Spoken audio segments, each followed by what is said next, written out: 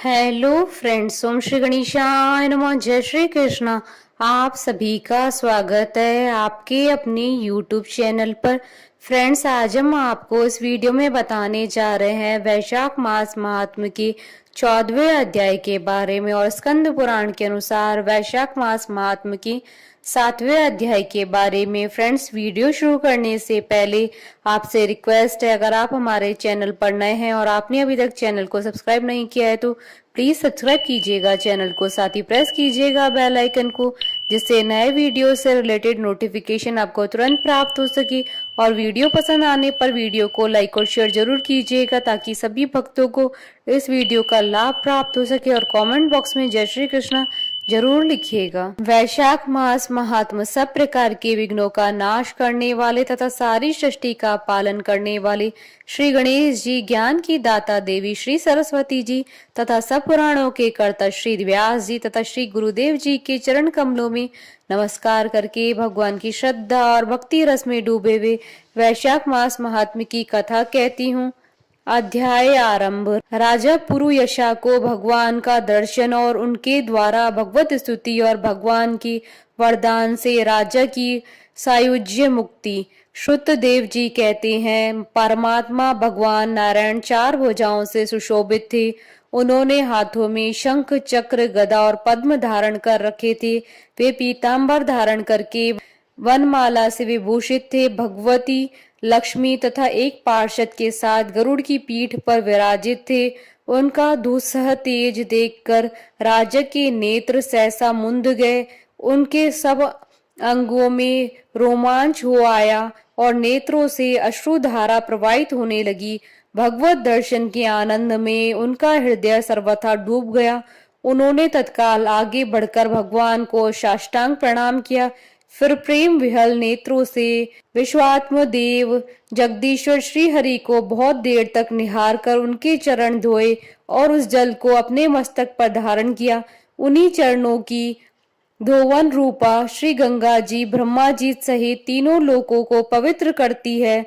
तत्पश्चात राजा ने महान वैभव से बहुमूल्य वस्त्र, आभूषण और चंदन से हार, धूप, दीप तथा अमृत के समान नैवेद्य के निवेदन आदि से एवं अपने तन, मन, धन और आत्मा का समर्पण करके अद्वितीय पुराण पुरुष भगवान विष्णु जी का पूजन किया। पूजा के बाद इस प्रकार स्तुति की, जो निर्गुण, निरंजन एवं प्रजापतियों के भी अधीश्वर हैं, ब्रह्मा आदि संपूर्ण देवता जिनकी वंदना करते हैं, उन परम पुरुष भगवान श्री हरि को मैं प्रणाम करता हूँ। शरणागतों की पाप राशि का नाश करने वाले आपके चरणारविंदों को परिपक्व योग वाले योगियों ने जो अपने हृदय में धारण किया है, यह उनके लिए बड़े सौभाग्य की बात है।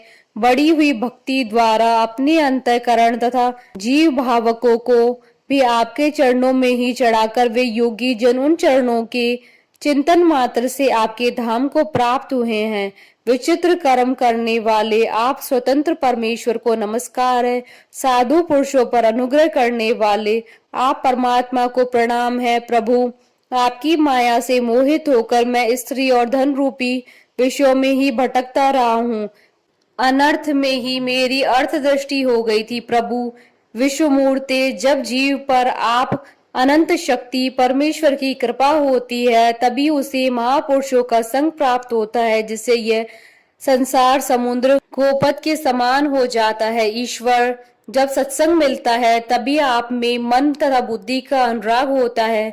मेरा समस्त राज्य जो मुझसे छिन गया था, वह भी आपका मुझ पर महान अनुग्रह ही हुआ था, ऐसा मैं मानता हूँ।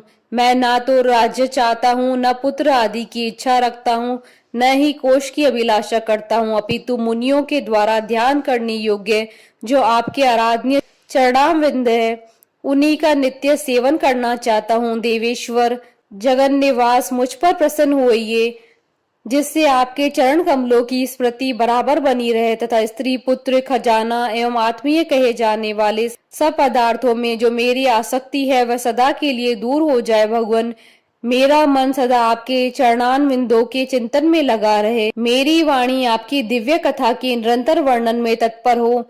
मेरे ये दोनों नेत्र आपके श्री विग्रह के दर्शन में, कान कथा श्रवण में तथा रसना आपके भोग लगाए हुए प्रसाद के आनंद में प्रवृत्त हो प्रभु। मेरी नासिका आपके चरण कमलों की तथा आपके भक्तजनों के गंध विलेपन आदि की सुगंध लेने में, दोनों हाथ आपके मंदिर में झाड़ू देने आदि की सेवा में, दोनों पैर आपके तीर्थ और कथा स्नान की यात्रा करने में तथा मस्तक निरंतर आपको प्रणाम करने में संलग्न रहे। मेरी कामना आपकी उत्तम कथा में और बुद्धि अनिर्ष आपका चिंतन करने में तत्पर हो। मेरे घर पर पधारे हुए मुनि योगों द्वारा आपकी उत्तम कथा का वर्णन तथा आपकी महिमा का गान होता रहे और इसी में मेरे दिन बीते। विष्णु एक क्षण तथा आधे पल के लिए भी ऐसा प्रसंग न उपस्थित हो जो आपकी चर्चा से रहित हो। हरे, मैं परमेष्टि ब्रह्मा का पद, भूतल का चक्रवर्ती राजा और मोक्ष भी नहीं चाहता हूँ, केवल आपके चरणों की निरंतर सेवा करना चाहता हूँ, जिसके लिए लक्ष्मी जी तथा ब्रह्मा शंकर आदि देवता भी सदा प्रार्थना किया करते हैं। राजा के द्वारा इस प्रकार स्तुति करने पर कमल नयन भगवान विष्णु ने प्रसन्न होकर मेघ के समान गंभीर वाणी में इस प्रकार कहा, हे राजन, मैं जानता हूँ तुम मेरे श्रेष्ठ भक्तों, कामना रहित और निष्पाप हो। नरेश्वर, मुझ में तुम्हारी दृढ़ भक्ति हो और अंत में तुम मेरा सायुज्य प्राप्त करो। तुम्हारे द्वारा किए हुए इस स्तोत्रों से इस पृथ्वी पर जो लोग स्तुति करेंगे उनके ऊपर संतुष्ट हूँ मैं, उन्हें भोग और मोक्ष प्रदान करूंगा। यह अक्षय तृतीया इस पृथ्वी पर प्रसिद्ध होगी, जिसमें भोग और मोक्ष प्रदान करने वाला मैं तुम्हारे ऊपर प्रसन्न हुआ। जो मनुष्य इस तिथि को किसी भी बहाने से अथवा स्वभाव से ही स्नान दान आदि क्रियाएं करते हैं, वे मेरे अविनाशी पद को प्राप्त होते हैं। जो मनुष्य पितरों के उद्देश्य से अक्षय तृतीया को श्राद्ध करते हैं, उनका किया हुआ वह श्राद्ध अक्षय होता है। इस तिथि में थोड़ा सा भी जो पुण्य किया जाता है उसका फल अक्षय होता है। नृपश्रेष्ठ, जो कुटुंबी ब्राह्मण को गाय दान करता है, उसके हाथ में सब संपत्तियों की वर्षा कराने वाली भुक्ति और मुक्ति भी आ जाती है। जो वैशाख मास में मेरा प्रिय करने वाला धर्मों का अनुष्ठान करता है, उसके जन्म मृत्यु जरा भय और पापों को मैं हर लेता हूँ। अनघ, यह वैशाख मास मेरे चरण चिंतन की ही भांति ऐसे सहस्त्रों पापों को हर लेता है जिनके लिए शास्त्रों में कोई प्रायश्चित नहीं मिलता है। राजा को यह वरदान देकर देवादिदेव भगवान जनार्दन सबके देखते देखते ही वहीं अंतर ध्यान हो गए। तदंतर राजा पुरुयशा सदा भगवान में ही मन लगाए हुए उन्हीं की सेवा में तत्पर रहकर इस पृथ्वी पर पालन करने लगा। देव दुर्लभ समस्त मनोरथों का उपभोग करके अंत में उन्होंने चक्रधारी भगवान विष्णु का सायुज्य प्राप्त कर लिया। जो इस उत्तम उपाख्यान को सुनते और सुनाते हैं वह सब पापों से मुक्त हो भगवान विष्णु के परम पद को प्राप्त होते हैं। इति श्री स्कंद पुराण महात्म का 7वां अध्याय संपन्न हुआ। बोलिए भगवान विष्णु की जय, सनातन धर्म की जय। हमारे साथ इस वीडियो में अंत तक बने रहने के लिए आपका धन्यवाद। ओम श्री गणेशाय नमः। जय श्री कृष्ण।